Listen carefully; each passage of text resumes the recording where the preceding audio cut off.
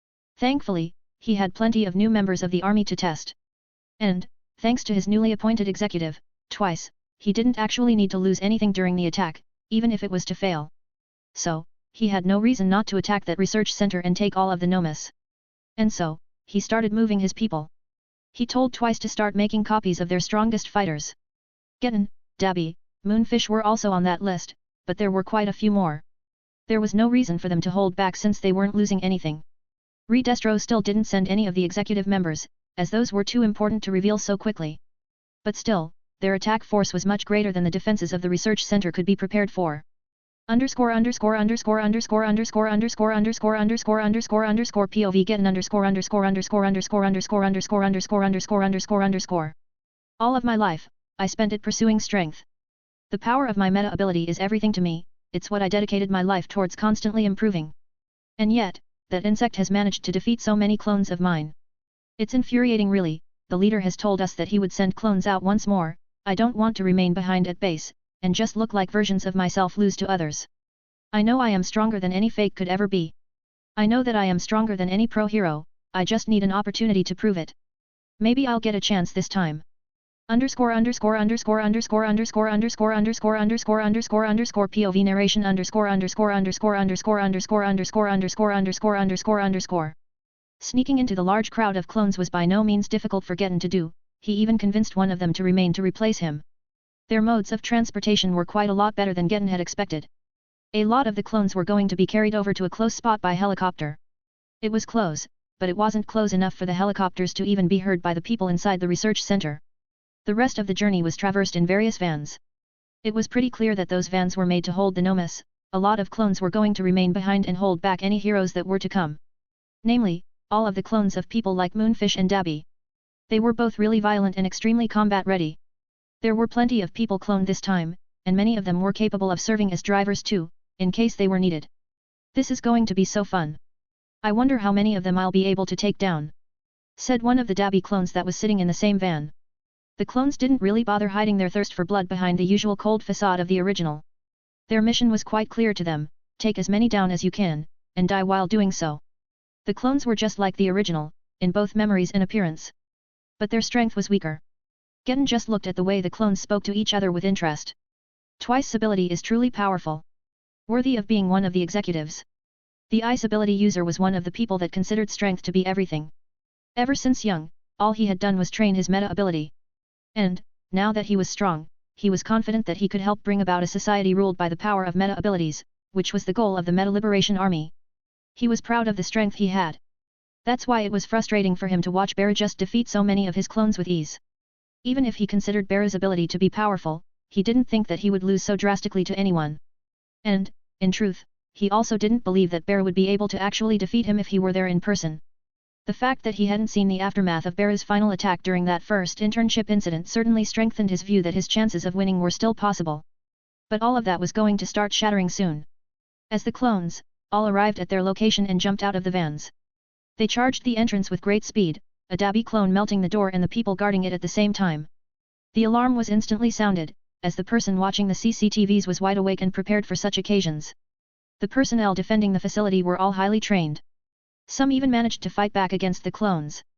Some even managed to take down a few. But they were all swarmed by the army of fighters that had no fear of death. The security systems of the laboratory were also triggered after the clones managed to melt through the door to the main lobby of the laboratory. There, the clones, as well as the original Getten, could all see some of the nomas were still standing there motionlessly. They could see scientists scampering about everywhere. They were all trying to flee into other side rooms, hoping to find some type of safety. Only one person was so entranced with his research that he didn't even look in the direction of the explosions or the footsteps that came towards him. Ha!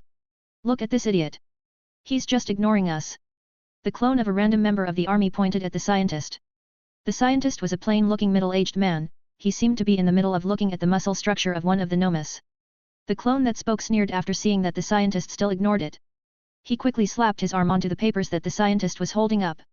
Yori finally looked up. He noticed quickly that he was surrounded by villains. He had always had a habit of not paying any attention to his surroundings. After looking at the state of the laboratory he just sighed a bit. Such troublesome guests. He looked at them as they struggled to free all of the nomas from their bindings. Most of them were bound to tables, just as a safety precaution.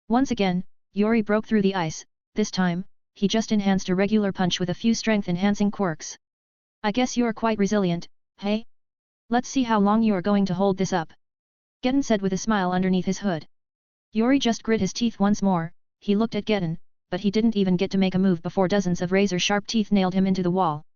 He could see the moonfish clones raising themselves in the air with their own teeth and attacking him at the same time. For a second, a thought appeared in his mind. I'm pretty screwed, aren't I? Getten prepared for another attack, this time preparing a spike out of his ice. Yori just closed his eyes and braced for impact. Then he heard a loud crashing sound, then a few screams. He could feel some wind on his face. He opened his eyes to see Bear's wings silently flapping in front of him.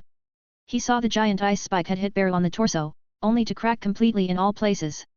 And what the hell is even happening here? Asked Bear as he looked at his surroundings. He had just warped himself in the research center, only to run into the scene. It's this freak. Everyone get in position!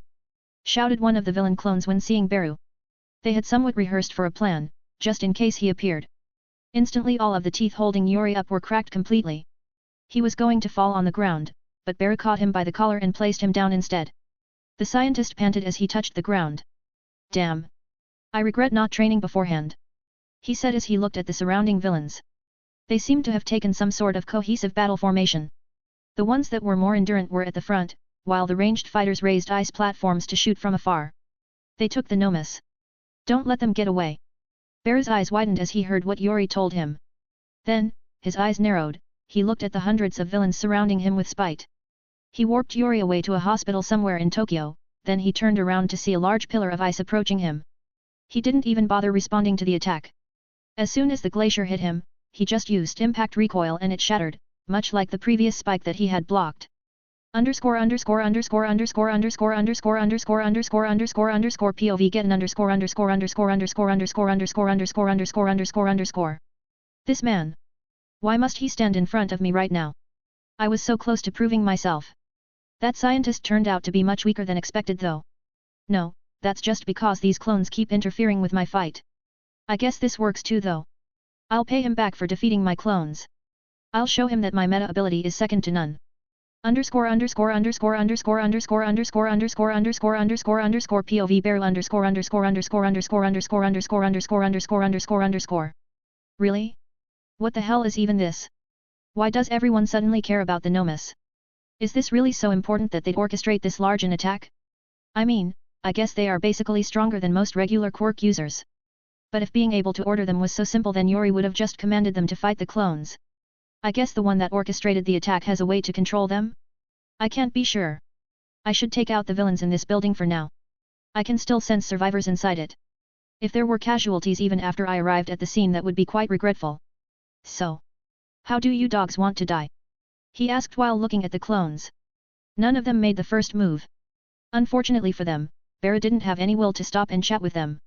He spread his hands, and flames came out of both of them. He was like a large flamethrower. Bear burned through the vanguard clones quite quickly, he watched as they screamed and melted like butter. But his flames were stopped, a row of Getten clones had built proper defenses against his flames, and he couldn't quite raise the temperature too much, not with the survivors still in the building somewhere. He just sighed as a few dozen elongated teeth came in his direction from above, the moonfish clones were still in raising themselves.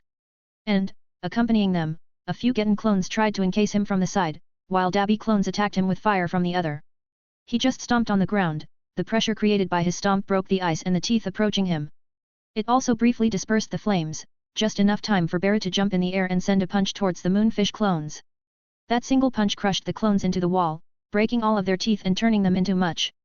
A lot of the clones were also pushed back by the attack. Then, as Bear landed, dozens of clones swarmed him, a few seemed to have blades sticking out of their body, the others seemed to be strength quirks. Bear just sighed. Tails sprouted out of his body in every direction. They pierced the surrounding clones and extended all across the room. Many clones tried to dodge around and avoid them, but they weren't able to do so forever, the tails followed them, and more tails grew out of the already existing tails. It was like a tree growing more branches. Most of the clones in that room were taken out on that way. Bear slowly pulled all of his tails back, they seemed to be absorbed back into his body as he looked around. There were countless puddles of viscous liquid on the ground. The clones had mostly been killed. But one of them still walked towards him, confidently. I must say. It was quite interesting to see you dispatch so many clones.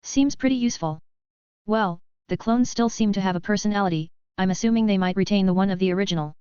That might make things hard for me, it would be hard to convince a version of myself to do any kind of work. But hey, I can at least try. Maybe I can coax myself into doing some work, who knows. But oh well, look at me, already thinking what I'm going to do with their quirks before I even met them. I wonder who these guys are though. I guess I'll have to wait a bit to find out. I mean, I'm not exactly proficient in interrogation. I mean, I can make a few thugs speak and break a few fingers, but that's about it really. I'm sure the police has something to help to smooth things over in an interrogation. I'm pretty sure things went smoothly with Lady Nagant's interrogation too. But I want to actually know for sure. I'll have to pay the chief of police to learn more about it. Well, why not do it now? I've nothing pressing to do right now. Yori is currently resting, the fighting took a bit of a strain on him. He's pretty strong, but he got trashed quite severely. His lack of experience is what decided the fight. I didn't realize he had all of the quirks All for One had, but if he could actually use them as effectively as All for One could. Well, the clones would have been the ones being thrashed around. Now that I think about it. He should already have Life Force, one of the quirks I was planning to give him. So I don't have to worry about a way to take that quirk out of me. Really, Yori needs some combat training. Well, I would actually make him train some practical combat skills first. Then get into actual fighting quirks. Well, he's got a lot of improving to do. But I also am quite busy, so I might not be of much help to him. I'm sure the current Yori should be able to handle most things. But being severely outnumbered by enemies that all have decently powerful offensive quirks and experience using them is too much for him. Oh well, at least he's fine. Still, a lot of people died, and it seems that the media didn't quite like my response to their last question. They wrote some not very friendly articles about me. Some said that my negligence might have even caused some casualties. But the chief of police made a statement that cleared things up.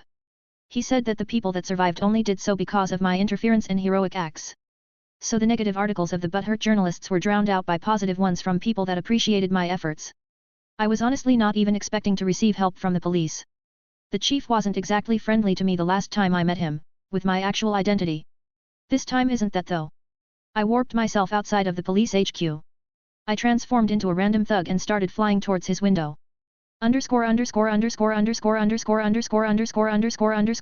POV narration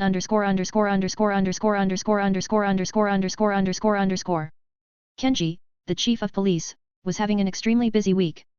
Not only was he preoccupied building a case against the Hero Public Safety Commission, but there was also a major villain attack towards one of the most important places in Japan.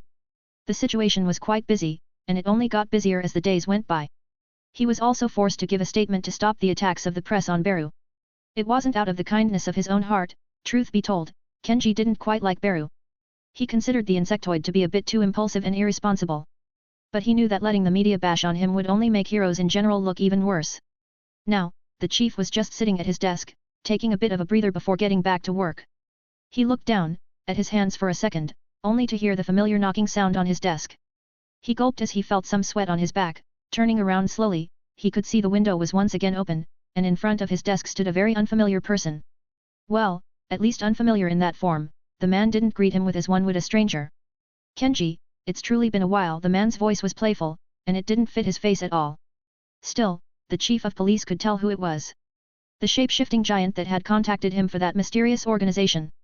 The only thing on his mind now was, why is he here? Do they want more from me? He was anxious and somewhat on edge by the appearance of the villain in his office. Don't be so on edge. I'm just here to check on our agreement this time. The voice of the villain became significantly higher in pitch. Kenji could recognize that it was the voice of a woman. Yet, the villain still had the body of a man. The chief of police found it quite unnerving. I see. What exactly does your organization want from me? He said while looking at the shapeshifter in front of him with a serious gaze. Nothing more than the initial agreement to be respected.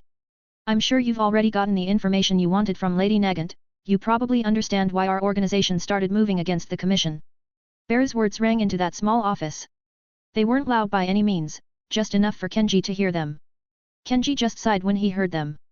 The testimony that Lady Nagant provided somewhat solidified the fact that this mysterious organization had a good reason to be going after the commission. Not only were the Hero Public Safety Commission responsible for the deaths of countless villains and corrupt heroes, but they were also engaging in what some would call preventive culling, where targets would be deemed dangerous before they even did anything and would be dealt with appropriately. The information made Kenji harbor even more hatred towards the commission. He didn't really hate all of its employees or something. But he didn't think their leadership was innocent enough to be allowed to escape prosecution. We will proceed as agreed. I only have one question. What will your B organization be doing? Kenji asked while starting the villain boldly in the eyes. For now, we had decided to wait to see how the situation unfolds. It's easy to speculate on how the commission will respond to these accusations, but we can't know what they will do for sure. Bear's words were just a roundabout way of saying he wasn't going to do anything. And Kenji could see that. But he couldn't really call them out on it. Nor did he think that the organization could do much in this situation. They were basically letting it into the hands of the Japanese legal system. Kenji wasn't displeased by this. No, he hoped that the organization would stop involving itself in this matter entirely. It would make their cooperation a lot more difficult to uncover. If I may, I would like your organization to not act against the commission for the time being. He decided to voice his concerns and request. He didn't actually expect it to be accepted. Of course that was the plan, unless the commission tries to pull off something drastic, we won't act at all. This is in your hands from here. Don't forget the reduced sentence, by the way. The shapeshifter slowly got up and patted his trousers. I won't forget about it. I promise to get Lady Nagin to reduced sentence. Psychological tests have already been issued, we can already tell that she's not a danger to anybody.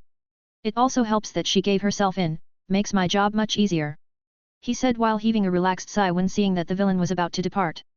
Of course, take care, Chief, your life may be in danger when this goes live, but I'm sure you already knew the dangers of this. We'll do our best to prevent any attacks on your life. Bear started walking towards the window and slowly leaned out.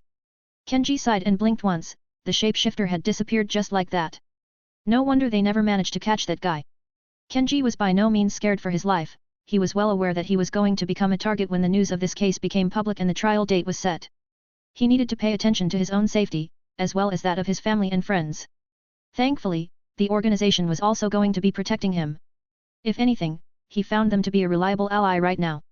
Even if he was still quite unnerved by their messenger and quite unwilling to work with them.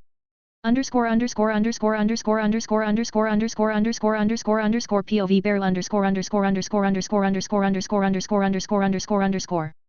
Well, Kenji's as serious as ever. Geez, when will he learn to take a joke? I was expecting a much better reaction when I used the voice of a woman. All I got was a weird gaze. Still, I'm glad I got him on my side. Well, I technically did have to pretend to be an entire organization, but hey, if it works then it works. At least I know for sure that Lady Nagant will be safe. I just need to make sure that Kenji is also safe. If something happens to him, then I'd be left quite empty on the board, as some would say. Oh well, there's always a risk when playing chess against people like Oyama. Thankfully, she has yet to realize that the game has started, and that will be a deciding factor in this little game. I must say, for all of my distaste for Vlad, I sure picked up a lot of stuff from him. A lot of the stuff I know how to do thanks to him. So I guess my time with him was at least productive. Still, it would have been nice if he didn't see all of our interactions as moves on a board, striving to gain as much of my friendship points as possible. Why? Because I was useful. Well, that's how he was at the beginning. He warmed up to me in the end, at least I think so. Well, that's enough about him. I think I'll go visit the Midoriyas. It's been a while, and I did say that I would visit them more often. I feel kinda bad about it, but things were a bit awkward with Izuku after the whole stain incident. So I kept my distance for a while. Things should be good now, so why not give it a go?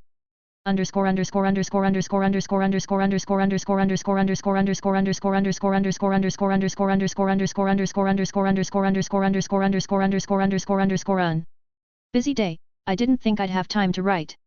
It's like 1 AM now, and I really need to sleep, so GN I guess. If you want to support me, look up Vegan Master on Patreon_on.